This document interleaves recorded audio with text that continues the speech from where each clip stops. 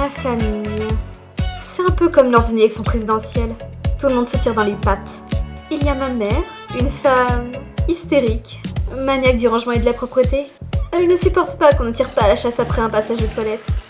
Ensuite, il y a mon père, issu d'une sombre lignée familiale irlandaise. Il dirige une entreprise de pompes funèbres parce que c'est un métier qui ne connaîtra jamais la crise, paraît-il. Seulement, il arnaque tout le temps ses clients. Elle, c'est ma tante. Elle vient squatter tous les jours à la maison depuis le décès inexpliqué de mon oncle. Le genre de femme qui fait des manières à table et qui se retient de péter. Mais ça, c'est pas le pire. Quand elle commence à ouvrir sa bouche, on n'arrive plus à l'arrêter. Je ne vous ai pas encore parlé de grand-mère.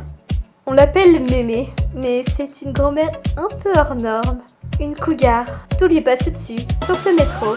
Quoique... Elle a un penchant particulier pour Gérard, notre facteur. Lui, il le remarque bien. Et enfin, vous avez mon frère, un accro de basket et de jeux vidéo.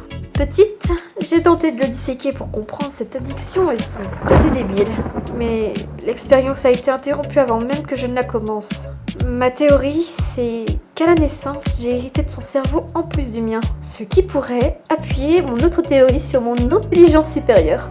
Et moi dans tout ça, ma nature très discrète et ma passion dévorante pour la science me définissent comme l'exception. Je suis l'ange de la famille, paraît-il. C'est une drôle